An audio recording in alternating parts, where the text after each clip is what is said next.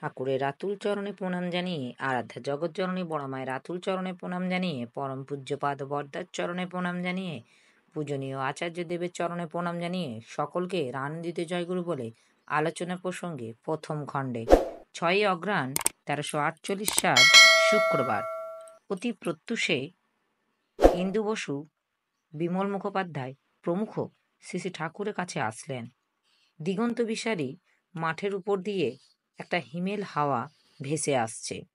আশেপাশে বাঁশঝাড়ে পাখিগুলি আনন্দে কলরব করছে। আশ্রম প্রাঙ্গণে নিরালা নিস্তব্ধ।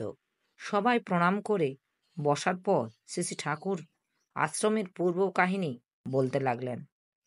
কমার্স অ্যান্ড কালচার, বিশ্ববিজ্ঞান, কেমিক্যাল ওয়ার্কার্স রেজিস্টার বডি করার বৃত্তান্ত, মহারাজের নামে জমি কেনা, কত লোক কতভাবে ঠকিয়েছে ইত্যাদি কত কথা। তারপর শিক্ষা প্রসঙ্গে বলতে লাগলেন। আজকাল শিক্ষা এমন হয়েছে যে একখানা দা গড়াতেই 50 জনের মিলিত পরিশ্রমের দরকার হয়। কোনো একটা মানুষ কাজের সব দিকটাই জানে না। সর্বাঙ্গীন শিক্ষা দেব বলে কারখানা এবং অন্যান্য প্রতিষ্ঠান করলাম। এগুলি সত্তা খুবই শক্ত। তা না হলে যেরকম বেকুবি পরীক্ষা সবটার উপরই করা হয়েছে, এতদিন এগুলি টিকত না। প্রফুল্ল: সে পরীক্ষা আপনি অনুমোদন করলেন কেন? শ্রী ঠাকুর: না করে করি কি? সবাই এসে বলে, মত দেয়। এখন অনেকেই শিক্ষা হয়েছে এইসব পরমেশ্বর ধাঁচের মানুষ নিয়েই মুশকিল। সবাই ঈশ্বর সাজতে চায়। যারা ঠাকুরের দ্বারা কতটা পরিপূরিত সে কথা না বলে ঠাকুরের তারা কতটা পরিপূরণ করেছে সেইটে বেশি করে বলে। তাদের সন্দেহ করতে হয়। কতিপয় লোক সম্বন্ধে কথা উঠতে বললেন, এদের দোষই বা কি? সব খেয়াল নন্দের দল, আর কি? অনেক কথা বলার পর যা হয়েছে তাতেও কিছু হয় না। তোরা কয়েকজন যদি আবার ফিঙ্গে হয়ে লাগিস, সব হবে। আবার ভাব চাই, ইষ্টই আমার সব, তার জন্যই বেঁচে আছি। আমার উন্নতি বলতে বুঝি তার উন্নতি, তার সার্থক, তার প্রতিষ্ঠা। এই যতটা করতে পারলাম ততটাই আমার জীবনের সার্থকতা। জীবন বৃদ্ধি কিংবা আত্মোন্নতি ইত্যাদি ধুয়ে ধরলেই তুমি লোক বুদ্ধি ঘুলিয়ে দিতে পারবে।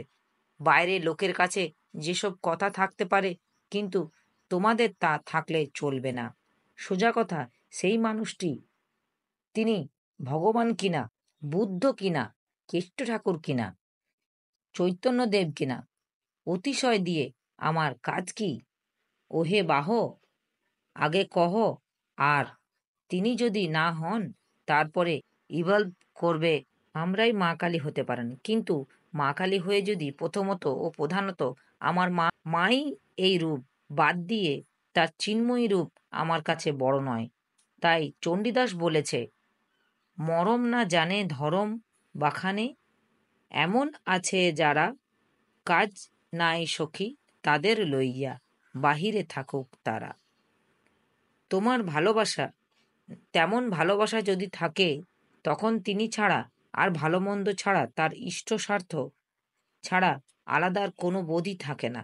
আর সাধু মানে সেই যেসব অবস্থাতে ব্যবস্থা করে পরিবেশন করে, নিয়ন্ত্রণ করে, আয়ত্ত করতে পারে, কাজ সুন্দরে সমাপন করতে পারে। গীতায় কয়েকটি শ্লোক নিয়ে আলোচনা হলো। শ্রী শ্রী ঠাকুর বললেন, গীতায় বাসুদেব কথাটা আমার খুব ভালো লাগে। আত্মা পরমাত্মা বলে কথা নয়, বসুদেবের ছেলেই বাসুদেব, আমার সব, এই হলো মোক্ষম কথা। উপস্থিত দাদা, ভাই, বোন, মায়েদের আমার আনন্দিত জয় গুরু।